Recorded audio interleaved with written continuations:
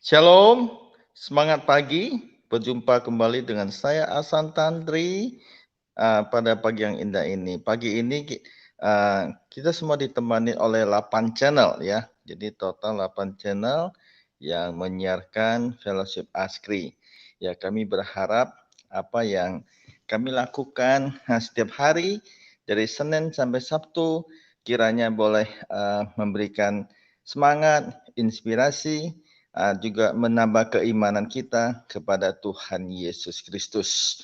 Karena Yesus adalah harta yang paling berharga dalam hidup kita ya. Sudah pasti kita harus menggali segala kebenaran yang ada di dalamnya. Ya kan? Dalam firman-Nya mengatakan Mazmur 115 ayat 119 ayat 105. Firman-Mu adalah pelita bagi kakiku dan terang bagi jalanku.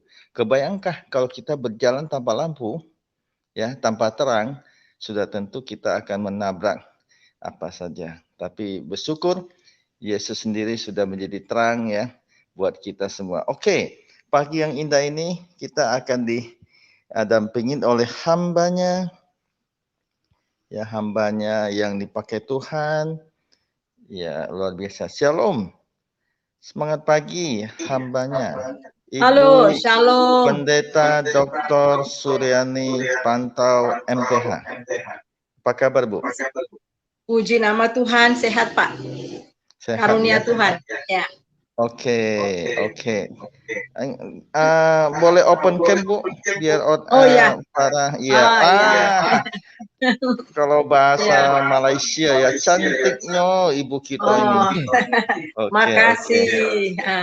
Oke. Karena Kira-kira Tuhan pagi di dalam hari ini menu apa yang mau disuguhkan buat para pemirsa Fellowship Askri? Ya, pagi ini kita akan belajar bersama-sama dari Jemaat Pergamus ya. Dengan temanya jangan mendua hati. Ya, jangan mendua hati. Ya, Bapak. Oke, saya percaya jangan mendua hati, itu topiknya luar biasa ya. Nah, berikutnya waktu dan kesempatan saya serahkan sepenuhnya kepada Ibu Pendeta. Silakan. Tuhan Yesus memberkati. Shalom. Amin. Amin. Salam, selamat pagi teman-teman di mana saja Anda berada pada saat ini. Puji nama Tuhan, kita berjumpa lagi dalam acara Fellowship Askri ya. Dan saya percaya kita semuanya boleh bangun dengan keadaan sehat, itu semua karena anugerah Tuhan. Nah, hari ini kita akan belajar bersama-sama dari kitab Wahyu ya. Kitab Wahyu dari pasal yang kedua ayat 12 sampai 17. Tetapi sebelum itu mari kita berdoa terlebih dahulu. Bapa yang baik, Bapa yang kami kasihi di dalam Tuhan Yesus, terima kasih buat hari yang baru yang Tuhan berikan pada kami. Kami mau mulai hari ini bersama dengan Tuhan. Biarlah kebenaran firman Tuhan pada pagi ini yang kami pelajari itu sungguh-sungguh mendapat tempat di hati kami. Dan kami betul-betul bertumbuh dalam kebenaran firman Tuhan sehingga hidup kami diubah dari waktu ke waktu menjadi serupa dengan Engkau ya Tuhan Yesus. Pakai hamba urapi, kuasa Roh Kudus berkata-kata lewat mulut bibir hamba ini. Berfirmanlah, kami siap mendengar dalam nama Yesus. Haleluya. Amin.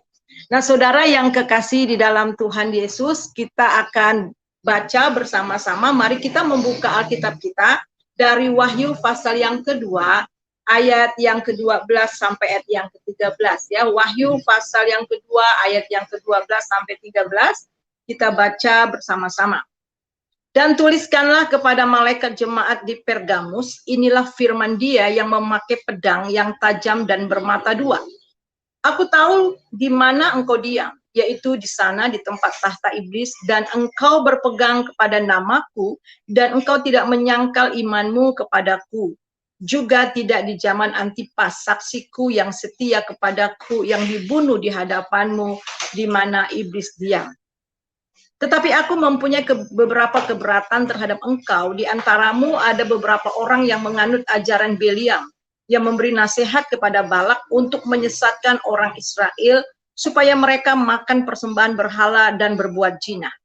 Demikian juga ada padamu orang-orang yang berpegang pada ajaran pengikut Nikolaus. Sebab itu bertobatlah Jika tidak demikian, aku akan segera datang kepadamu dan aku akan memerangi mereka dengan pedang yang di mulutku. Siapa bertelinga hendaklah ia mendengarkan apa yang dikatakan Roh kepada jemaat-jemaat. Barang siapa menang kepadanya akan kuberikan dari mana yang tersembunyi, dan aku akan mengaruniakan kepadanya batu putih yang di atasnya tertulis nama baru yang tidak diketahui oleh siapapun selain oleh yang menerimanya. Nah, saudaraku yang kekasih, sekian jauh pembacaan firman Tuhan. Jemaat yang ketiga yang kita akan pelajari ini adalah jemaat Pergamus, ya, di mana terletak di Asia Kecil, ya, di mana Yohanes menulis, diperintahkan oleh Tuhan untuk menulis kepada ketujuh jemaat. Jadi Pergamus ini adalah salah satu jemaat yang ada di Asia Kecil. Mungkin kita berpikir demikian, apakah masih ada hubungannya dengan gereja zaman sekarang? Padahal ini ditulis ribuan tahun yang lalu. Kita lihat bahwa firman Tuhan itu selalu up to date, ya, bukan firman Tuhan yang bukan firman Tuhan yang mengikuti zaman, tetapi zaman yang mengikuti firman Tuhan, ya. Karena firman Tuhan itu untuk dulu, sekarang, dan selamanya, dan firman Tuhan itu tidak berubah. Walaupun kondisi jemaat yang di Asia Kecil ini sudah ribuan tahun yang lalu, saudara, ditulis, akan tetapi masanya yang terjadi pada zaman sekarang ini juga hampir sama, bahkan sama, dan dialami oleh pada waktu zaman sekarang ini di gereja-gereja di dunia ini. Nah, saudara, kita sebelum lanjut, kita akan melihat sekilas mengenai jemaat Pergamus. Nah, seperti tadi saya katakan bahwa Pergamus disebutkan dalam kitab Wahyu kepada Yohanes sebagai satu surat yang diberikan kepada jemaat-jemaat yang diperintahkan oleh Roh Kudus, diperintahkan oleh Tuhan Yesus kepada jemaat-jemaat, ya, untuk memberi nasihat kepada mereka. Nah, ini adalah jemaat yang ada di provinsi Asia. Nah, sekarang ini lokasi utama kota Pergamus terletak di sebelah barat dan utara kota modern Bergama. Nah, Pergamus ini adalah kota kuno Yunani, ya, di Mesia, yang sekarang termasuk juga wilayah Turki, ya, termasuk wilayah Turki, 16 mil atau 26 km dari laut Aegea di tebing semenanjung sebelah utara sungai Caicus. Nah, sekarang ini Bakirke pernah menjadi ibu kota kerajaan Pergamon atau Pergamus, ya, selama zaman Helenistik di bawah wangsa Atalit, ya, 281 sampai 133, ya, sesudah Masehi. Nah, saudara, kota Pergamus ini adalah kota yang kita melihat tidak jauh letaknya, hanya 100 km dari Smyrna.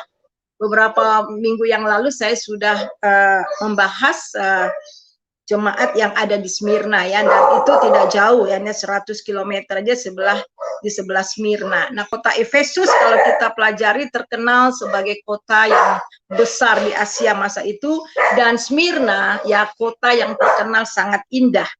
Nah, Pergamus memiliki perpustakaan nomor 2 di dunia saat itu, yang memproduksi bahan tulisan dari kulit binatang secara besar-besaran dan diberi nama perkamen. Nah, kalau ada tulisan-tulisan, ya, tulisan-tulisan firman, termasuk juga tulisan-tulisan Paulus dan sebagainya di perkamen. Nah, kita lihat di sini. Nah, Pergamus itu memproduksi kulit-kulit binatang untuk tulisan-tulisan sesuai dengan namanya Pergamum, ya. Perkamen ini mendenominasi perpustakaan Pergamus. Dia menyimpan 200.000 literatur perkamen. Inilah yang membuat perpustakaan Pergamum menjadi nomor 2 saat itu di samping Alexandria, Mesir.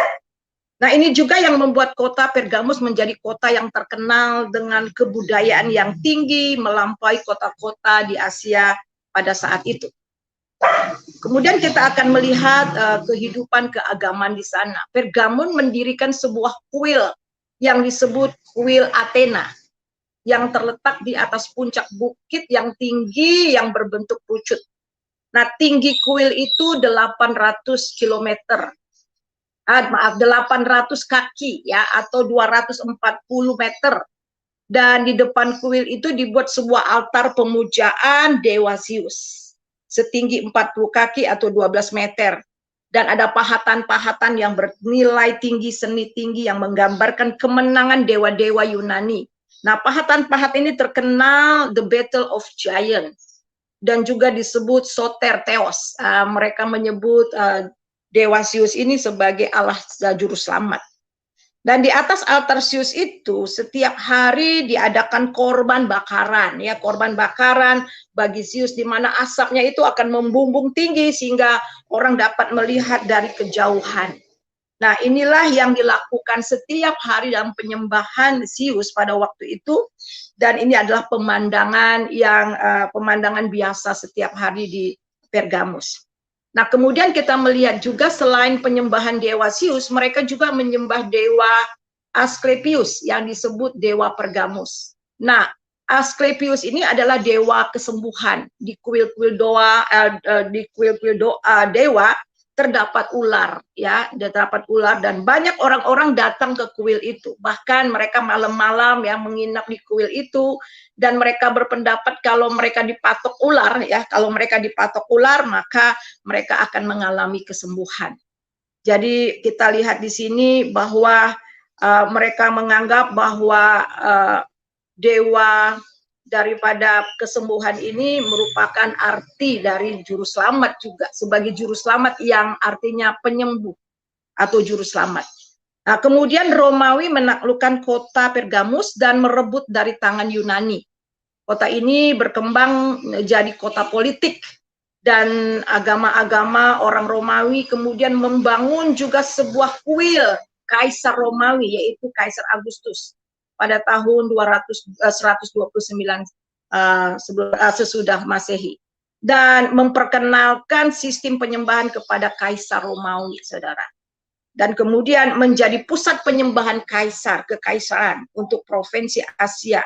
Jadi Pergamus ini merupakan pusat penyembahan dari kekaisaran, ya, pada saat itu. Dan kita tahu bahwa akibat daripada tidak taat menyembah daripada patung kekaisaran ini, maka mereka tidak mendapatkan fasilitas, dan juga bahkan tidak jarang orang-orang dibunuh oleh karena ketidaktaatan mereka menyembah dari dewa atau kekaisaran ini. Nah, saudara, kita lihat di sini bahwa hampir seluruh Asia praktek penyembahan ini ada, tetapi Pergamus menjadi pusat saat itu. Jadi Pergamus dianggap sebagai pusat iblis. Nah, di mana iblis bertahta. Nah, kita melihat di dalam ayat yang ke-13, aku tahu di mana engkau diam, yaitu di sana tempat tahta iblis, di mana iblis diam. Jadi Tuhan tahu posisi di mana Pergamus, jemaat Pergamus ini tinggal betul-betul di tengah-tengah orang-orang penyembahan berhala, dan menjadi pusat penyembahan berhala di mana tahta iblis tinggal. Jadi mereka benar-benar tinggal di dunia yang penuh dengan kegelapan. Jadi jemaat Pergamus diam di sana. Kemungkinan juga Pergamus ini juga hasil dari pelayanan misi Paulus. Nah, ayat yang ke-12, memakai pedang yang tajam bermata dua. Nah, Tuhan memperkenalkan dirinya, ya. Tuhan memperkenalkan dirinya sebagai seorang yang memakai pedang yang tajam bermata dua. Ini menunjukkan bahwa Tuhan itu adalah Sang Firman. Sang Firman itu yang dapat pedang yang dapat memedang ini dengan dua mata pedang sampai ke sumsum ya, kata firman Tuhan di bagian yang lain, ya. Kita lihat. Nah, di sini kita lihat di dalam ayat yang Wahyu 1 ayat 16 mengatakan, di tangan kanannya ia memegang 7 bintang, dan dari mulutnya keluar sebilah pedang tajam bermata dua, dan wajahnya bersinar-sinar bagaikan matahari terik. Ini menunjukkan bagaimana kekuasaan Tuhan Yesus. Di tangan kanannya ia memegang 7 bintang, dan dari mulutnya keluar sebilah pedang tajam. Dan 7 bintang ini juga bisa menggambarkan dengan 7 daripada jemaat. Jadi jemaat itu ada di tangan daripada Tuhan Yesus, Dan di sini dari mulutnya keluar sebilah pedang tajam bermata dua, dan wajahnya bersinar-sinar bagaikan matahari yang terik. Nah, di perjanjian lama juga terdapat di dalam Yesaya 11 ayat 4, tetapi ia akan menghakimi orang-orang lemah dengan keadilan. Ia akan menjatuhkan keputusan terhadap orang-orang yang tertindas di negeri dengan kejujuran. Ia akan menghajar bumi dengan perkataannya seperti dengan tongkat, dan dengan nafas mulutnya akan membunuh orang fasik. Jadi nafas mulut di sini dikatakan, dan ini menunjukkan kepada Yahweh ya, yang di dalam perjanjian baru, di dalam Wahyu 2 ayat 16 di sini dikatakan, sebab itu bertobatlah, jika tidak demikian aku akan segera datang kepadamu dan aku akan memerangi mereka dengan pedang di mulutku ini. Nah, kita melihat kembali bahwa Tuhan itu menyatakan setiap jemaat dia selalu memperkenalkan dirinya ya, dengan ya siapa dia kepada jemaat. Nah, di sini dia memperkenalkan bahwa dia itu adalah sang firman itu, dan ada kuasa yang keluar dari mulutnya. Apapun yang keluar dari mulutnya itu semuanya jadi, saudara. Dan di sini juga bukan hanya untuk mengalami kesembuhan, menciptakan, tetapi juga menghanguskan, ya, menghanguskan, murkanya keluar, ya, murkanya akan menyala-nyala bagi mereka yang tidak taat kepadanya. Dan kita melihat di dalam ayat yang ke-13 juga, aku tahu di mana engkau diam di tempat tahta iblis. Nah, di sini diterangkan bahwa yang pertama, ini bisa menunjukkan tahta iblis dari kuil Zeus, seperti yang tadi saya terangkan di awal. Tinggi menjulang di atas puncak bukit. Jadi ketika mereka masuk ke kota Pergamus itu, mereka melihat kuil, banyak kuil-kuil, dan ada kuil yang besar menjulang tinggi di bukit, menjulang tinggi, dan setiap hari orang-orang di sana mempersembahkan korban kepada dewa Zeus ini. Nah, oleh sebab itulah Tuhan katakan, aku tahu di mana engkau berada, di tahta iblis. Nah, juga tempat kuil dewa kesembuhan Asklepius yang bersimbol ular. Dan kita melihat juga praktek-praktek penyembahan kaisar yang sangat kuat di sana, dan Pergamus menjadi pusatnya. Oleh sebab itulah tidak heran Tuhan katakan, aku tahu di mana engkau diam, di tempat tahta iblis. Tetapi yang sangat luar biasa, Tuhan katakan, dan engkau berpegang kepada namaku, dan engkau tidak menyangkal imanmu kepadaku. Walaupun jemaat Pergamus ini tinggal di tengah-tengah penyembahan berhala, ya, di tengah-tengah penganiayaan juga, tetapi mereka tetap berpegang kepada nama Tuhan. Nama Tuhan yang membawa keselamatan. Dan di dalam Kisah Rasul pasal yang ke-4 ayat 12 juga katakan bahwa di bawah kolong langit ini tidak ada nama lain ya yang dapat menyelamatkan manusia selain dalam nama Tuhan Yesus. Jadi mereka tetap berpegang nama Tuhan, mereka tetap berpegang dengan iman mereka, walaupun mereka di tengah-tengah kegelapan di tempat tahta iblis, mereka tetap berpegang pada nama Tuhan Yesus, Tuhan, dan yang mereka akui di dalam mulut mereka. Nah, saudara, di tengah-tengah penganiayaan yang sangat berat, mereka tetap berdiri teguh, dan iman mereka kepada Tuhan Yesus tidak tergoyahkan, dan mereka tidak menyangkal Tuhan Yesus. Ini luar biasa sekali, saudara. Ya, tidak peduli dimanapun orang Kristen berada di tengah-tengah tahta iblis sekalipun, ketika mereka tetap memandang kepada Tuhan, ketika mereka tetap berpegang kepada nama Tuhan, Tuhan memberikan kekuatan sehingga iman mereka berdiri teguh. Saudara, karena mereka betul-betul mendasarkan hidup mereka ke atas di atas Tuhan Yesus. Nah, saudara, firman Tuhan juga, Tuhan Yesus memberikan ilustrasi bagaimana rumah yang dibangun di atas batu yang kokoh. Ketika ada badai topan melanda, mereka tetap berdiri teguh. Jadi kita dapat melihat di sini bahwa orang-orang yang ada di Pergamus, jemaat yang di Pergamus ini benar-benar orang yang kokoh di dalam iman kepada Tuhan Yesus.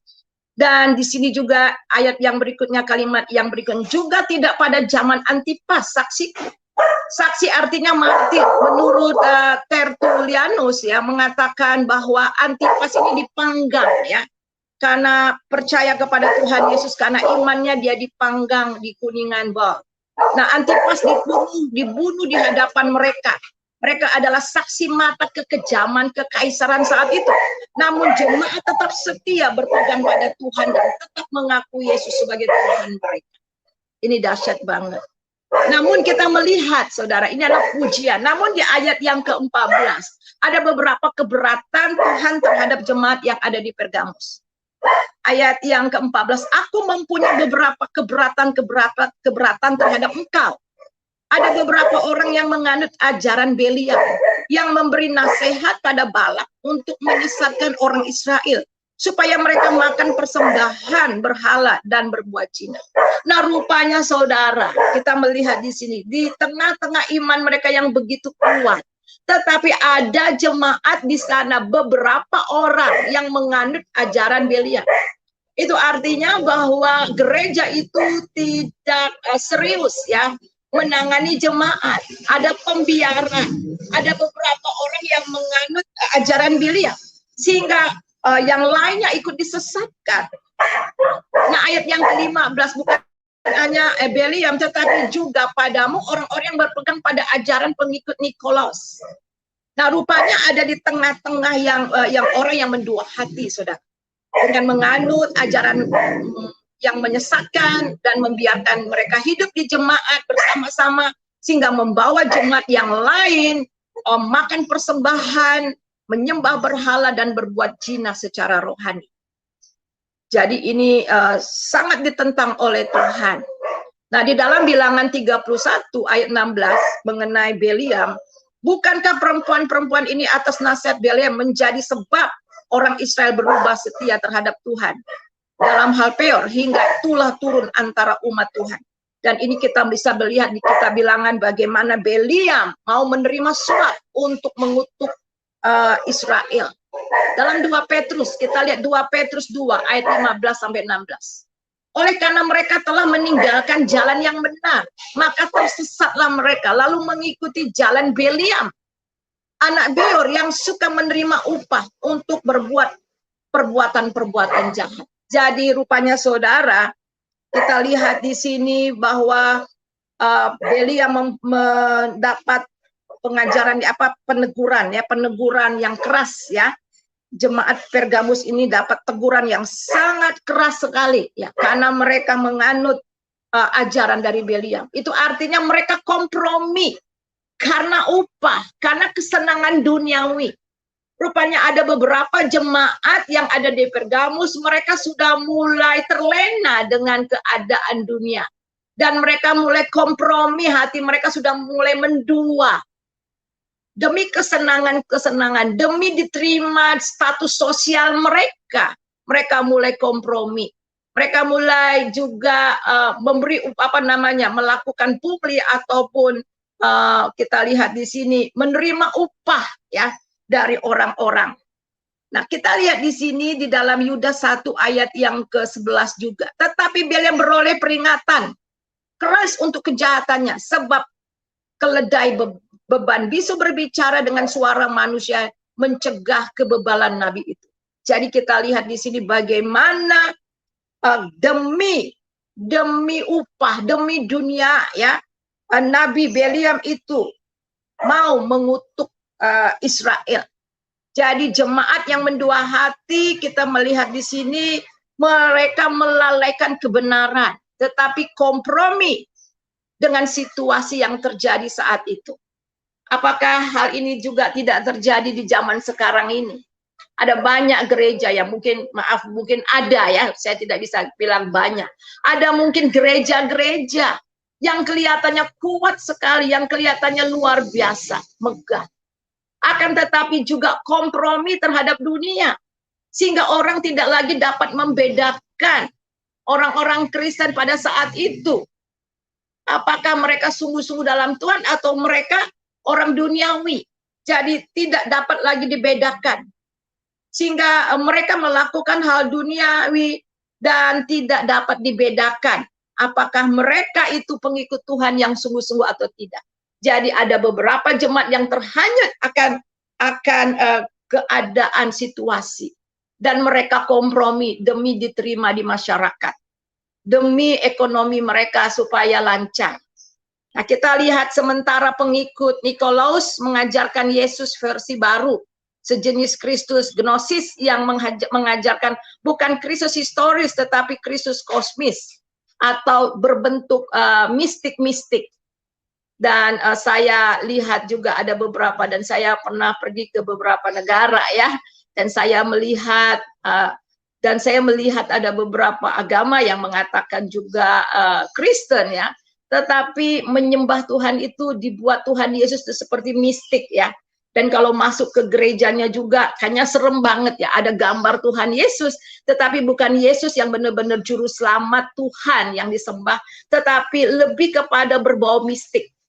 Nah, jadi saudara, hal ini telah terjadi ribuan tahun yang lalu, dan sampai sekarang pun ya, sampai sekarang pun ada. Jadi mereka mendua hati dengan kompromi dengan ajaran agama Romawi supaya mendapat penerimaan sosial, agar mendapat lowongan pekerjaan dan lain-lain, agar mereka diterima di masyarakat, di sosial ya, dan mereka kompromi untuk mendapatkan status sosial itu. Nah, kita melihat di sini bahwa ingat bahwa gereja dipanggil di tengah-tengah kegelapan. Di tengah-tengah kegelapan, dan Tuhan mau supaya kita tetap bercahaya dan kita tidak membaur ya. Kita boleh ada di tengah-tengah tetapi jangan sampai membaur, jangan menjadi serupa dengan mereka. Oleh sebab itulah firman Tuhan jelas mengatakan supaya kita mengalami perubahan budi. Ya, tidak sama dengan sistem dunia ini. Dan kita tahu bahwa dunia ini betul-betul di bawah satu sistem, yaitu dikuasai oleh iblis. Dan kita dapat lihat itu di dalam Efesus. Mari kita lihat di dalam Efesus pasal yang kedua. Ayat yang kedua, kamu hidup di dalamnya karena kamu mengikuti jalan dunia ini. Jadi beberapa orang jemaat yang ada di Pergamus ini sangat mempengaruhi jemaat-jemaat yang lainnya, sehingga menyeret jemaat-jemaat yang lainnya, sehingga mereka mulai kompromi dan mengikuti cara jalan dunia ini. Nah, sistem dunia ini saudara harus tahu dikuasai dan dikontrol oleh iblis. Karena kamu mentaati penguasa kerajaan angkasa, yaitu roh yang sekarang sedang bekerja di antara orang-orang durhaka. Jadi ada banyak orang demi kesenangan, demi zona nyaman, mereka mau kompromi. Mereka menjadi dua hati. Hati mereka cenderung. Mereka menyembah Tuhan juga, tetapi mereka juga menyembah berhala.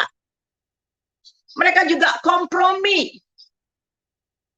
Jadi kita lihat di dalam ayat yang ke-16. Mereka harus bertobat. Jika tidak, Tuhan akan memerangi mereka dengan pedang.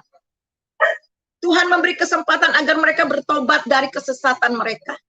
Nah, kita melihat di sini ayat yang ke-12. Siapa bertelinga hendaklah mendengar apa yang dikatakan Roh kepada jemaat. Jadi saudara, ini nggak main-main. Mendua hati, kompromi, dan membiarkan. Sebagai gembala sidang, sebagai hamba-hamba Tuhan, kita harus yakin bahwa setiap anggota gereja kita benar-benar hatinya hanya kepada Yesus. Pengajaran-pengajaran yang sungguh-sungguh kepada mereka sehingga mereka mengerti siapa Yesus, posisi mereka di dalam Tuhan. Jangan sampai ada mendua hati. Nah, gereja ini adalah tugas gereja yang tinggal di tengah-tengah dunia yang penuh dengan kegemerlapan. Di tengah-tengah dunia yang begitu kuat arusnya menyeret orang-orang. Dan beberapa orang yang tidak kuat dan akhirnya terhanyut ya, terhanyut dan terseret. Dan kita melihat di sini, kalau mungkin sekarang ini bisa saya katakan pengajaran ada orang-orang yang menganut sinkritisme ya. Jadi menyembah Tuhan juga, tetapi menyembah dewa-dewa yang lain. Percaya sama Tuhan juga, tetapi juga percaya kepada dukun-dukun. Apakah ada gereja yang seperti ini? Oh, ada, saudara. Dan itu ada di mata kita. Ya, ada di mata kita. Ya, jemaat bahkan hamba Tuhan. Saya pernah tinggal di satu daerah. Ada satu hamba Tuhan. Hamba Tuhan ini sakit sudah berbulan-bulan. Dan kami dari jaringan doa, ya berdoa untuk hamba Tuhan ini. Tapi juga nggak sembuh. Dia udah ke rumah sakit, dia udah ke sana, kemari, ya. Tetapi nggak sembuh-sembuh. Akhirnya dia panggil dukun. Nah, biasanya kalau dukun di daerah situ, mereka ada gendang-gendang dan sebagainya. Saudara bisa bayangkan, hamba Tuhan Gembala Sidang. Hanya panggil dukun, dan akhirnya jemaatnya memang bubar. Nggak lama kemudian dia meninggal, saudara. Jadi kita melihat di sini, berdua hati, ikut Tuhan tapi ikut dunia juga. Nah, saudara, saya lihat ada banyak orang-orang Kristen yang mengaku Yesus pada zaman sekarang juga, saudara. Mereka percaya Tuhan, tetapi juga percaya kepada jimat-jimat. Ada pegang jimat, ada pegang ikat tali pinggang dan sebagainya, sebagai penolong dan sebagainya. Nah, itu ada banyak di gereja-gereja. Gereja-gereja, ya saya takut menyebutkannya kalau nanti tersinggung ya, tetapi ini ada di mata kita. Nah, mungkin berhala zaman sekarang ini bukan patung yang kita buat dan kita sembah. Ada sesuatu duniawi yang betul-betul mencenderungkan hati kita lebih memprioritaskan mungkin hobi kita, pekerjaan kita, atau banyak hal. Sehingga kita lebih cenderung kepada dunia daripada Tuhan. Nah, ini saudara yang terjadi di jemaat Pergamus. Nah, oleh sebab itulah Tuhan memberi kesempatan bertobat. Bertobatlah. Jika tidak, Tuhan akan memerangi mereka dengan pedang. Pedang yang betul-betul mematikan, ya. Pedang yang benar-benar menghajar. Pedang yang betul-betul dan kemudian dengan nafas, dengan mulut daripada Tuhan. Jadi kita melihat di sini bahwa siapa yang bertelinga hendaklah mendengar apa yang dikatakan Roh Kudus. Betapa penting setiap gereja mendengar suara Roh Kudus. Setiap gereja harus betul-betul dapat mendengar suara Roh Kudus. Peka akan bimbingan daripada Roh Kudus. Supaya gereja itu saudara dan saya, ya. Jadi saya tidak berbicara juga secara denominasi.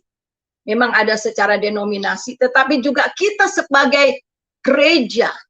Gereja bukan menara, gereja bukan gedungnya, tetapi kita inilah gereja itu.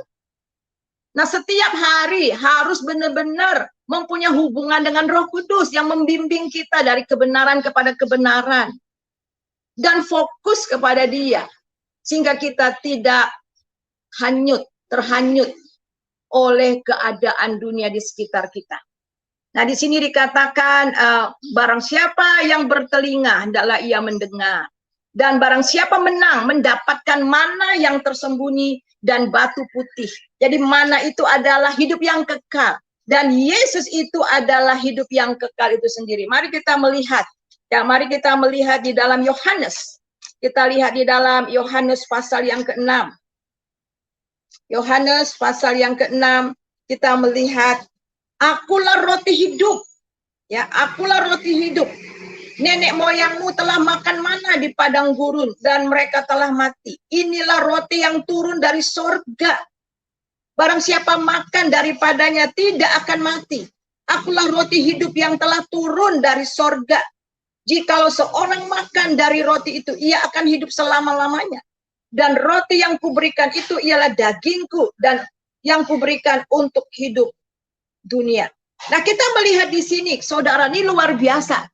Jadi Yesus itulah mana yang turun dari sorga.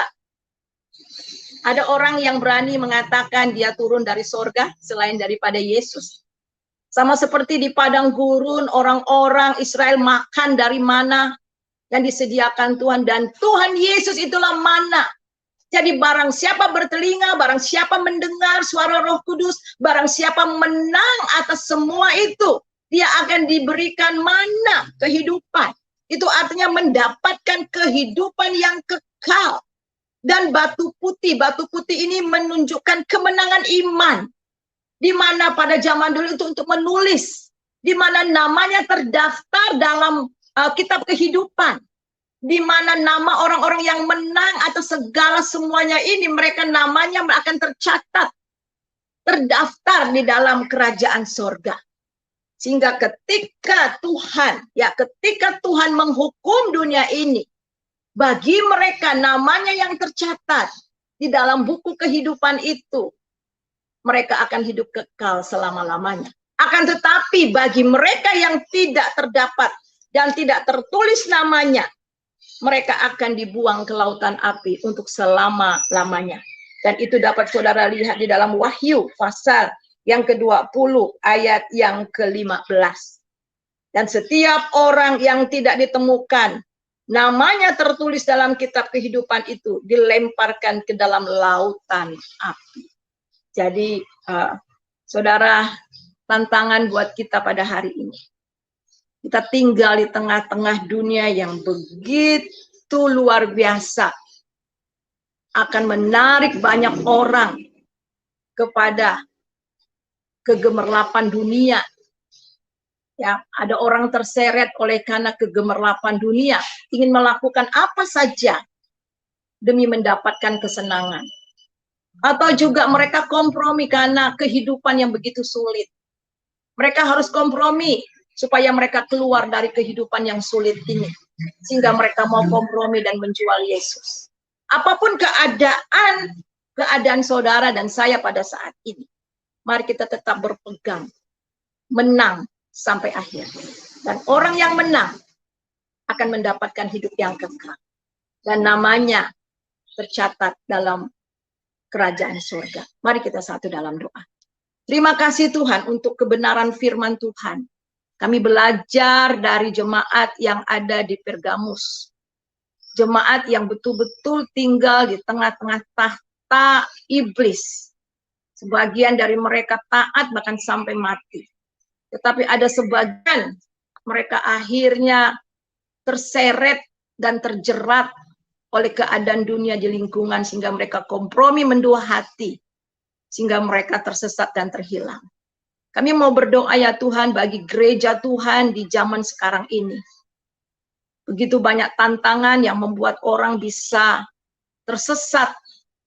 Tetapi biarlah setiap gereja boleh mempersiapkan, mengajar jemaat sungguh-sungguh Tuhan untuk mengenal Yesus secara pribadi. Sehingga mereka tidak tersesat oleh keadaan dunia ini, tetapi mereka tetap setia sampai akhir. Terima kasih Bapa. Di dalam nama Yesus kami berdoa. Haleluya. Amin. Silakan Bapak.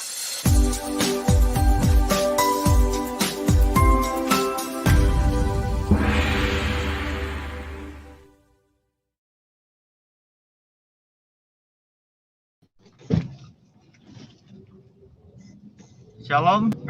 Luar biasanya pemaparan dari Ibu Pendeta Dr. Suryani Pantau MTH. Mendua hati. Jadi mendua hati selingkuh dong Bu. Mendua hati artinya. Halo? Halo? Selingkuh dong. Mendua hati artinya itu. Ya, mendua hati berarti ya selingkuh lah ya. Selingkuh secara rohani.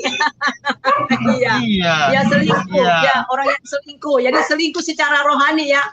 Jadi ikut Tuhan tetapi juga ikut dunia. Ya, menyembah Tuhan tapi juga menyembah berhala. Ya. Ya Tuhan juga tidak mau kita selingkuh ya. Mendua hati betul. Ya. Di satu sisi kan di hukum Taurat yang itu ya, yang 10 hukum Taurat. Jangan ada ilah lain di hadapanku dan jangan sujud menyembahnya. Aku adalah Allah yang cemburu. Ya kan? Aku adalah Allah yang cemburu. Aku akan membalaskan bla bla bla sampai keturunan ketiga.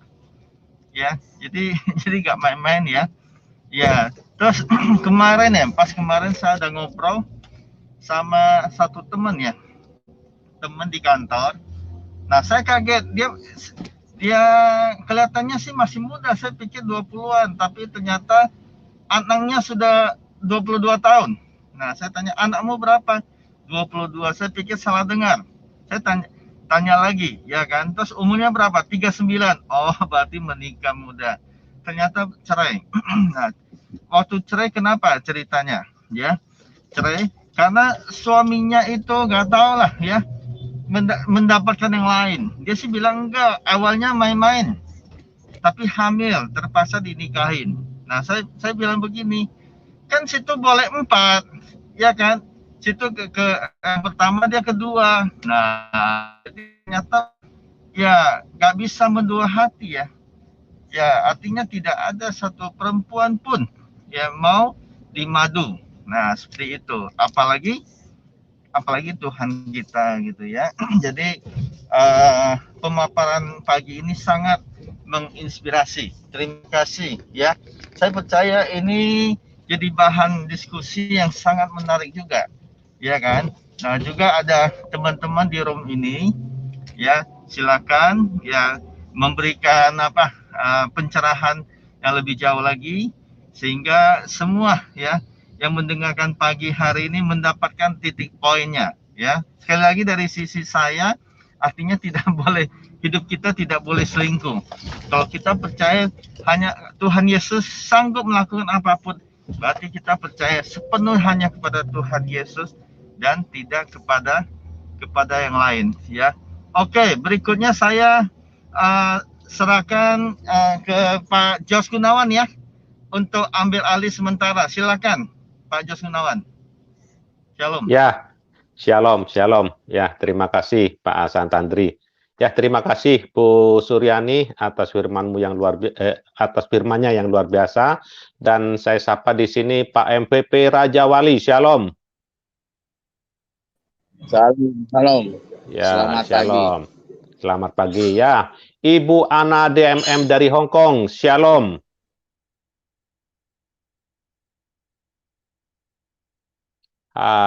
Monitor. Oh, enggak, belum monitor ya, Ibu Ana.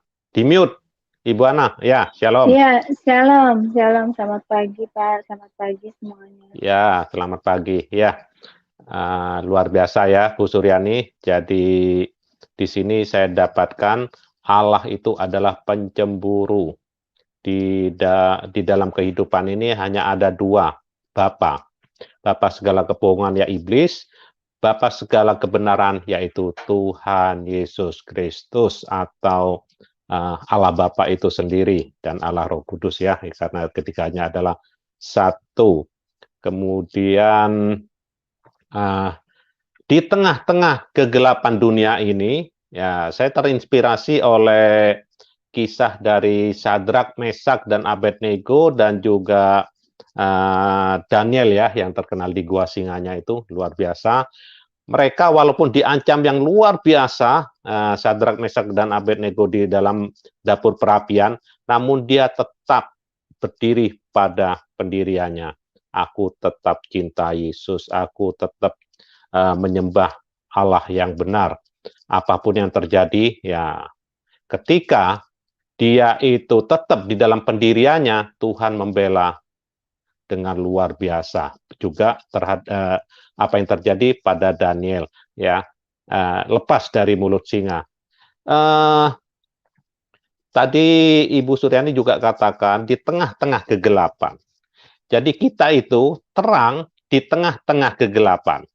Seredup apapun terang kita di dalam kegelapan yang paling pekat, kita harus tetap bersinar. Seredup apapun, akan tetap nampak, saudara. Seredup apapun sinar kita di tengah-tengah kegelapan yang paling pekat, kita akan tetap bersinar. Ya, kalau di dalam 1 Korintus 6 ayat 9, atau tidak tahukah kamu bahwa orang-orang yang tidak adil tidak akan mendapat bagian dalam kerajaan Allah? Janganlah sesat. Orang cabul, penyembah berhala, orang berzina, banci, orang pemburit, ya, pencuri, orang kikir, pemabuk, pemfitnah dan penipu tidak akan mendapat bagian dalam kerajaan Allah, saudara. Kemudian di dalam Kolose 3 ayat 5, karena itu matikanlah dalam dirimu segala sesuatu yang duniawi, yaitu perjabulan, kenajisan, hawa nafsu, nafsu jahat, dan juga keserakan yang sama dengan penyembahan berhala, saudara ya. Allah kita itu adalah Allah penjemburu. Jangan ada ilah lain selain Tuhan Yesus ya. tadi juga disebut sinkretisme, paham percaya kepada siapa atau kepada paham apapun sama. Semua agama dinilai atau semua agama atau kepercayaan itu sama, saudara. Itu nggak boleh ya. Sudah disebutkan oleh narasumber tadi ya. Luar biasa. Baik. Urutan kedua saya persilakan Pak MVP Raja Wali. Tanggapannya Pak. Ya, baik, terima kasih. Salam Pak Hasan Tandri, salam Pak Jos Gunawan, dan Shalom. spesial salam untuk Ibu Pendeta Suryani Pantau yang hari ini sangat memberkati sekali bagi keimanan saya untuk tetap setia kepada Tuhan Yesus kita gitu. Ya, pagi hari ini saya mendapatkan, salam juga Bu Ana DMM dari Hong Kong, from Hong Kong. Selamat pagi, salam dan memberkati. Pagi hari ini saya mendapatkan suatu berkat yang sangat luar biasa daripada tema pada pagi hari ini. Ya, Allah kita memang pencemburu ya, tapi pencemburu itu maksudnya mungkin tidak secara jasmani gitu, tapi secara kerohanian pencemburu itu supaya kita tidak tersesat dengan Allah-Allah yang lain gitu, supaya kita tetap setia kepadanya. Makanya Allah tegas dan dia sangat luar biasa memproteksi kita agar iman kita tidak ke kanan, ke kiri, ke samping, atau ke depan, ke belakang, tetapi tetap tertuju kepada iman kepada Tuhan Yesus kita gitu.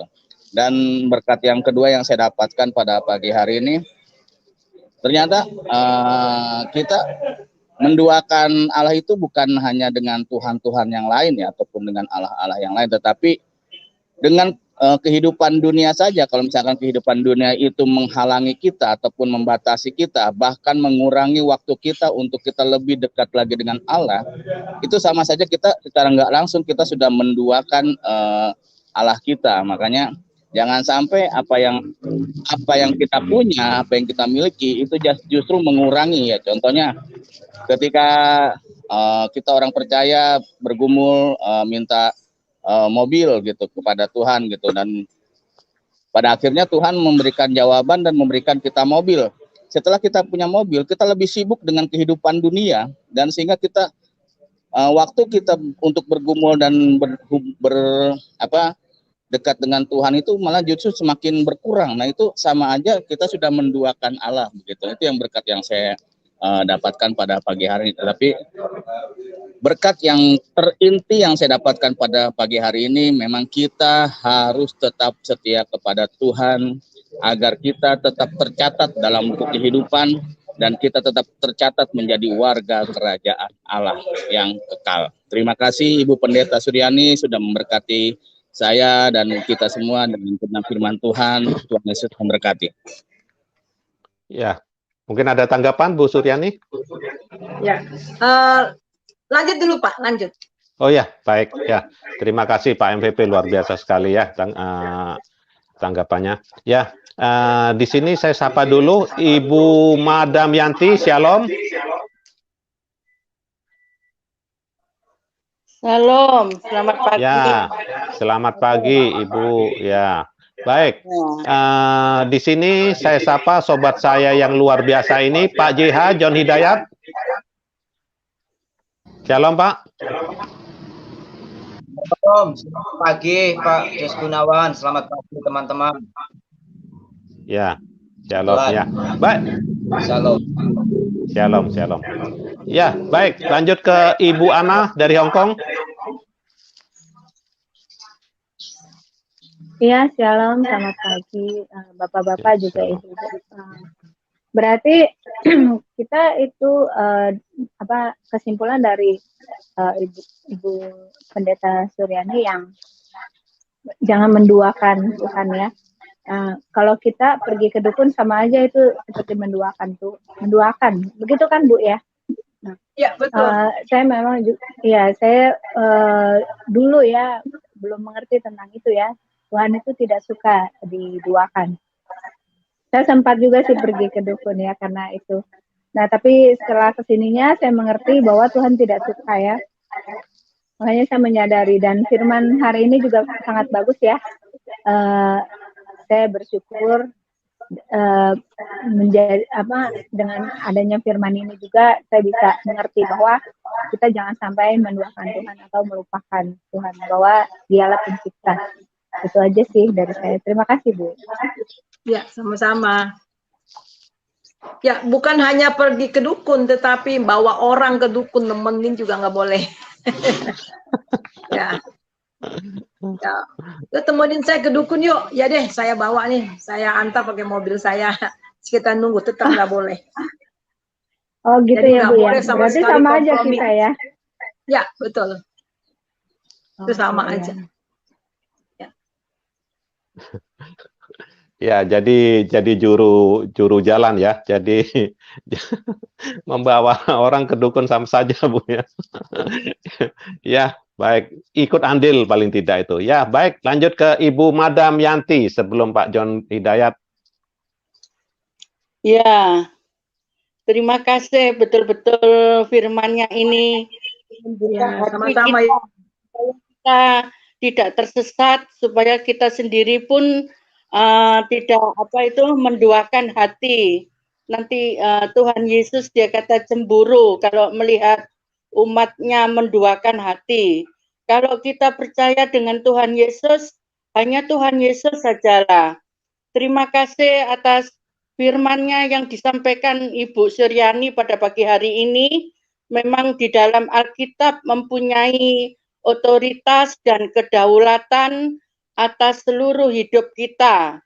Karena itu, tempatkanlah Alkitab pada posisi tempatnya yang sebenarnya. Dalam 2 Timotius pasal 3 ayat 16 sampai 17 dikatakan, segala tulisan yang diilhamkan Allah memang bermanfaat untuk mengajar, untuk menyatakan kesalahan, untuk memperbaiki kelakuan, dan untuk mendidik orang dalam kebenaran. Dengan demikian tiap-tiap manusia kepunyaan Allah diperlengkapi untuk setiap perbuatan baik.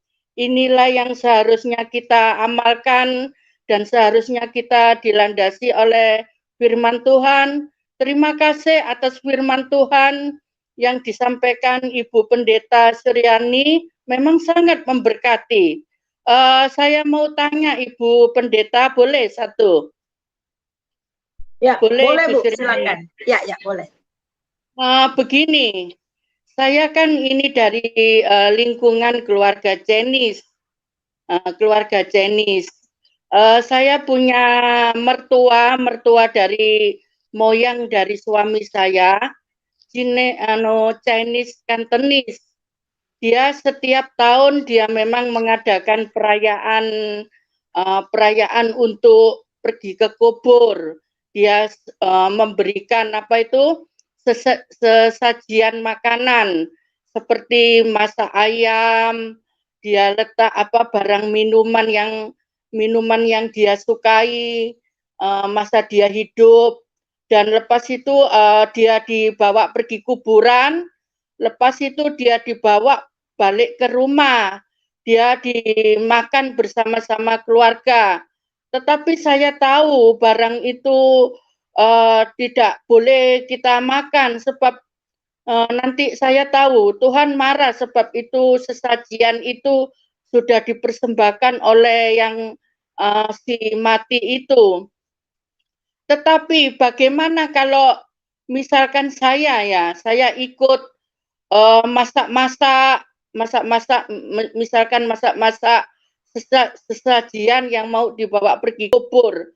Apakah itu menduakan Tuhan? Kalau saya tidak ikut memakan, tetapi saya ikut memasak saja. Saya sebagai menantu, saya disuruh masak. Masaklah kamu masak makanan untuk moyang yang mau untuk sesajian kubur itu. Tetapi apakah Tuhan marah melihat kalau saya ikut masak? Begitu Ibu Suryani, begitu Pendeta Suryani, coba jelaskan. Ya, memang firman Tuhan ya tegas ya mengatakan bahwa kita tidak kompromi ya, kita kok tidak kompromi pada hal-hal yang sedemikian ya. Dan kita minta hikmat sama Tuhan bagaimana mengatasi akan hal ini. Nah, saya pernah satu ketika juga karena jemaat saya ini juga kan ada juga beberapa orang Chinese ya. Udah lama sih peristiwa ini. Jadi biasa kalau Agustus itu mereka pergi ke kuburan untuk berdoa dan bawa itu ya.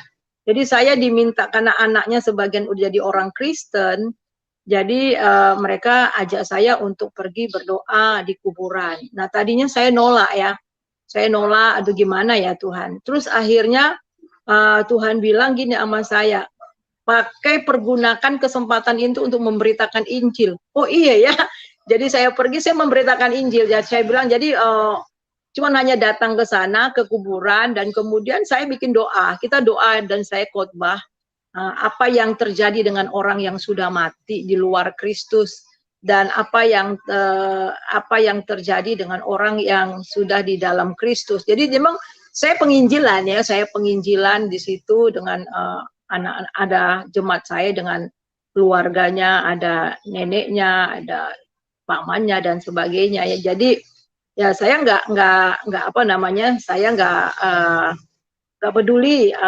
bagaimana respon mereka ya, tetapi itu yang saya kabarkan. Dan ya puji Tuhan memang akhirnya lama kelamaan yang akhirnya saya dapat memberitakan Injil. Orang tua dari jemaat saya ini juga satu persatu keluarga mereka percaya kepada Tuhan Yesus. Ya memang untuk hal ini memang kita minta hikmat sama Tuhan bagaimana caranya. Tetapi sikap saya untuk terhadap hal-hal yang seperti ini ya memang harus keras dan kita tidak bisa kompromi. Ya. Oke, thank you Ibu Pendeta Sri. Oke, thank you. Pak Jos Gunawan, saya minta waktu sedikit, mungkin saya tambah. Silakan, ya Pak. Boleh, mungkin yang lain ya, yang pengalaman, yang mungkin dari latar belakang, ya silakan. Madam Yanti hadapi sama ya, itu situasi kondisi yang saya hadapi juga. Ya, jadi saya juga latar belakang, saya ini murtadin ya, murtadin bukan dari seberang, tapi dari Konghucu ya, dari Buddha ya. Jadi yang tadi Madam Yanti sampaikan itu memang ya, ini satu tradisi yang mau tidak mau ya kita yang kalangan Tionghoa harus hadapi ya, khususnya masih kepercayaan ya. Tapi saya bersyukur ya saya bisa menang dalam hal ini itu semua, terutama pertama dari sisi saya kan anak sulung ya, jadi di keluarga kalau hal sembayangan biasa itu tanggung jawab anak sulung. Tapi puji Tuhan ya, semua memang tadi Bu Pendeta sampaikan minta hikmat Tuhan. Tuhan buka jalan satu persatu dan saya bisa terbebas dari penyembahan berhala, kemudian memakan makanan yang telah dipersembahkan kepada berhala ya. Ada satu cerita lucu nih. Jadi saya kan sejak umur 8 tahun sudah ditinggal papa untuk selamanya. Jadi saya tinggal sama paman kedua ya, papa ketiga dari urutan cowok. Jadi waktu itu istri dari Koko ya, istri Koko ketiga, jadi anak paman. Nah waktu itu kan dia tahu, pokoknya gini lah, setiap kali sembahyang, saya disediakan yang belum disembayangkan. Ini loh dikasih tahu, ini yang belum disembayangkan, ini yang sudah. Kamu makan yang belum, nah, puji Tuhan. Jadi suatu ketika, ya ini saya sih tahu ya, saya tahu sih sosok lah ya istri dari Koko. Mungkin ya maksudnya gimana ya, dia bilang ini makan pas saya makan gitu ya, ini disembayangkan loh, saya langsung buang ya. Jadi tersinggung lah, sempat muncul masalah ya, seperti itu. Tapi percayalah Tuhan pasti buka jalan. Nah tentang yang itu cengbeng ya istilahnya, tadi cengbeng.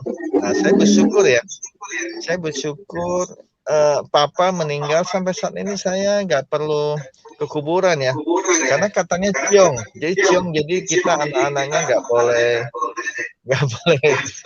kunjungin begitu ya. Jadi tetap Madam Yanti mesti yakin dan percaya ya, Tuhan sanggup lah ya. Minimal bertanya Tuhan kira-kira apa yang mesti saya perbuat lakukan. Nah minimal ya mertua dia lihat, mantu saya yang satu ini kok berbeda sama yang lain. Nah minimal dia tahu itu. Meskipun tidak sembahyang tapi dia jadi kita mesti tingkatkan lagi yang di 2 Timotius pasal 4:12. Jadi teladan dalam segala hal. Nah, tambahan saya itu saja. Terima kasih, Tuhan memberkati. Saya kembalikan ke Pak Jos Gunawan. Ya, terima kasih atas penjelasan. Ya, baik. Terima kasih. Baik, sebelum lanjut ke Pak John, saya sapa Bapak Juginsu. Shalom. Ya, salam Pak Gunawan, Ibu Suryani, Ya. Bapak-Bapak, Ibu semuanya. Ya, shalom. Ya. Ya, shalom. Ya, lanjut ke Pak John Hidayat.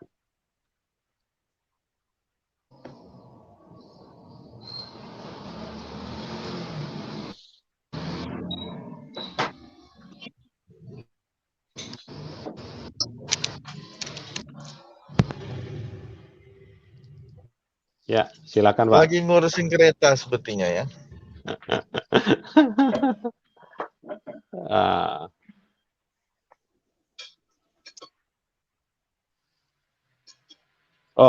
Terpental ya. Baik, lanjut ke Pak Juginsu dulu. Silakan Pak, waktunya Pak. Oke, Pak Gunawan, terima kasih ya. Luar biasa sharing firman hari ini. Jadi kalau kita lihat firman Tuhan, pesan kepada ketujuh jemaat itu kan kemarin sudah dibahas juga oleh Ibu Suryani ya. Nah, kita lihat ada dua jemaat yang tidak ditegur Tuhan ya, tapi dipuji ya, Smyrna sama Philadelphia. 7 jemaat lainnya Tuhan marah ya.